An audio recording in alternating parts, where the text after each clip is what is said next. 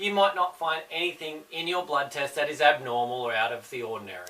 Hey, I'm Trav. Back in 2010, I got hit hard with chronic fatigue syndrome, only 6 months after starting my new personal training business. I've spent the last 8 years researching and experimenting with my body to help get back to my best and beyond. I'm now sharing my story and my strategies with you so you can get back to living the life you love. Hey, Trav here, holistic health and lifestyle coach, helping you to make your comeback. Now, today, you'll learn how to test for what's wrong or what might be deficient in your body. This is important because if you can identify a problem, you can work on a solution. So, here are 6 tests that may help. First of all, your basic blood test from your doctor. Now, this can be okay and it can sometimes not be okay. By okay, I mean you might not find anything in your blood test that is abnormal or out of the ordinary. A lot of the time doctors don't test for very much, and if you want something else tested for, you really have to push for it. Or you may be going for multiple visits, as in you go for your first one and they do a basic blood panel, and then from there it's inconclusive, so they want to run some more tests and they do a little bit more and they do a little bit more. They are limited by how much testing that they can do, so that I understand, but a lot of the time those basic blood tests really don't give you the answers to what's going on. So I actually recommend asking for a specific test of all of your hormones, or trying to get as many of your hormones tested as possible, because once you can find out where your levels of your hormones are at, you can find out what's going on. Now, this could be testosterone or estrogen, and seeing where those levels are at can be your cortisol levels, and finding out where those levels are at, because they're generally related to how well you can sleep or how wound up you are in relation to your adrenals, that sort of thing. There's a lot going on that you can figure out from your hormone tests.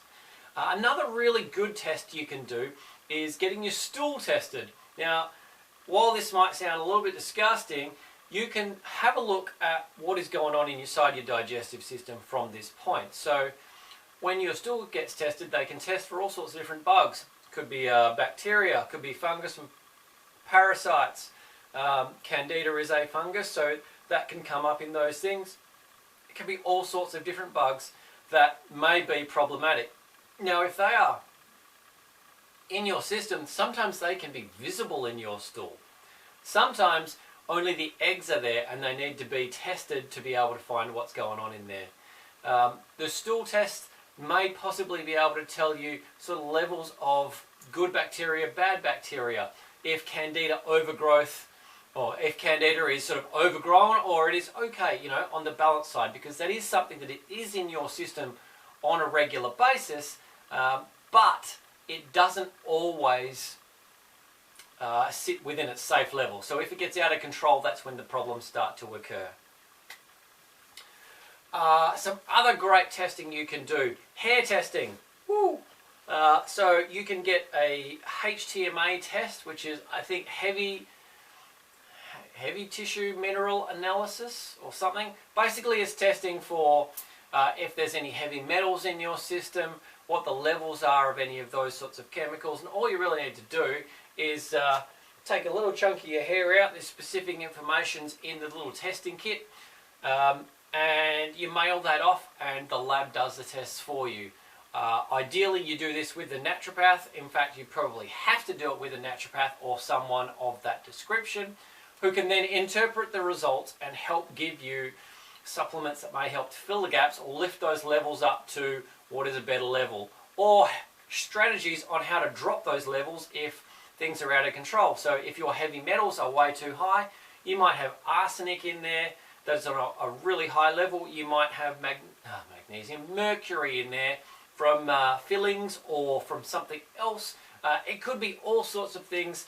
If you have traveled, that sort of stuff, you may have been exposed to some sort of heavy metal or pesticide or some sort of toxin. If you worked in a workshop environment like I did with my dad when I was a younger kid, I actually would have been exposed to all sorts of different things that may have added to what's going on in my system. So hair testing is a really good one, and it's not too expensive, which is very important as far as a lot of these tests go, because The more you have to dig into your own pocket, obviously the more it costs to spend on that.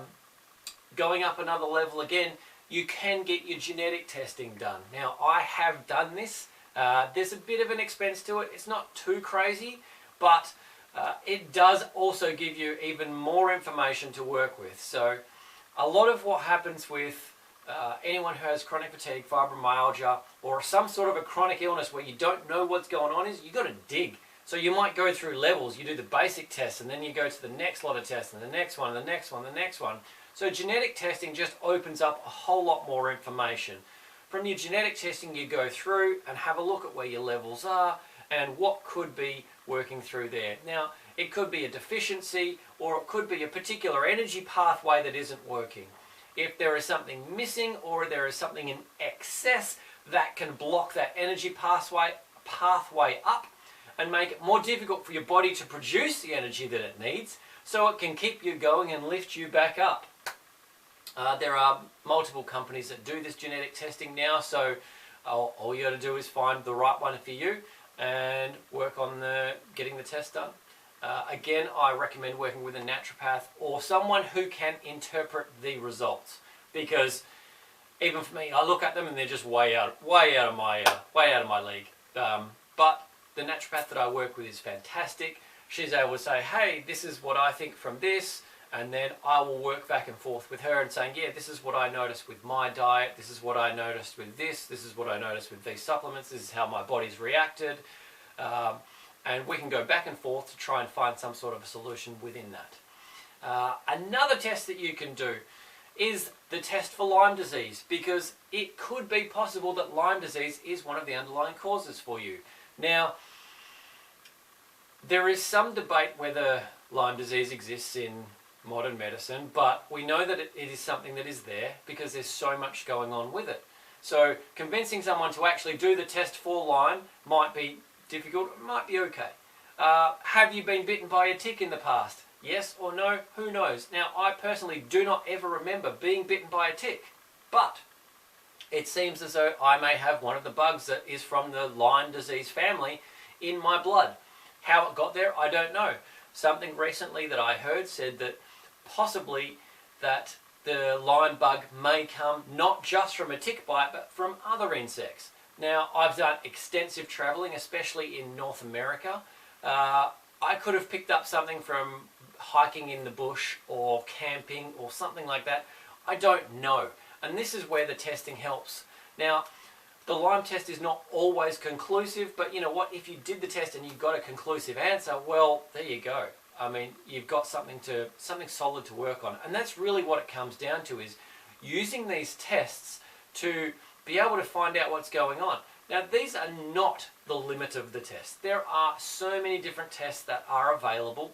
Not all of them are going to be available from your doctor. Some of them you might need to work through from a naturopath. Some of them you might need to go through an integrative health laboratory or someone like that. And you know what? You may not even find out about some of these other tests for years to come, because they're not widespread. Some of these things are kind of limited, and not everybody knows about what's going on with this. So what I recommend is just start with your basics, work your way through, try and get as many free tests done as you can, because that's where a lot of money is tied up. If you do have to pay for further testing because you can't get answers, it is well worth it, even though it may cost a lot of money. It's a whole lot easier to treat something when you have an answer. If you find that your doctor is not cooperative in helping you with a lot of these tests, it may be a good idea to go and find another doctor. Looking for a holistic doctor, that is a little bit easier these days because it is something that is advertised. Possibly asking friends or family for recommendations. If they know of anybody, you can obviously go online and search, but it's always nice to know someone who has someone to be able to work with. Now, again, the testing is all well and good, but you still have other stuff you need to work on in the meantime. Working on your basics, setting up your foundation like your diet, cutting out foods that are causing issues, taking your basic supplements to help lift your levels up, doing your detoxification protocols to actually make sure your body is working functionally and you can push a lot of that excess toxins out of the system. are all vitally important. So over the next 3 to 6 months, might be great to go and get a whole lot of tests done. Oh, and here's another one for you that I've just thought of. While it's not testing, going to your dentist and finding if you have metal in your mouth, how much metal is in your mouth, and what it will take to take that out of there. Just be aware that the heavy metals from the mercury that are in there could be a underlying cause for you as well. So while that isn't a test, it's a bit of a bonus one, because a simple look in your mouth might be able to give you the answer if you're not sure, or it's been a long time since you've had a dental visit. It's possibly worth going and checking that out. A lot of the time going and seeing the dentist might reveal that you have a crack in your tooth, or that one of your fillings has come out, or some more work needs to be done. And where this work needs to be done can cause toxins to leak into the system, almost poison you from the inside and slow your system down. So again, while it's not a test, a quick dental visit might be a really good idea for you. So that's 6 tests that you could go and do. There's obviously more. If you find out about something that might be a really good idea for you, that's fantastic. There's obviously your elimination diet, which is self-testing, which I highly recommend. I think it's an absolute necessity for anyone going through any sort of chronic illness. And the dental testing, like I mentioned, which is not so much testing, but just an investigation of what's going on, a really good place to start. If you like this and you want more tips like this, you can grab your free cheat sheet from conquerchronicfatigue.com. The link is in the description. You will get answers to the most common questions that I have been asked on how to recover from chronic fatigue and fibromyalgia. Now, this took me years to put together. Tons of research, over $150,000 spent in my own recovery and research courses, all sorts of things to find the answers to these questions. I'm going to give them to you for free because I want to help you get back to your best. So, go make your comeback, and we'll talk again soon.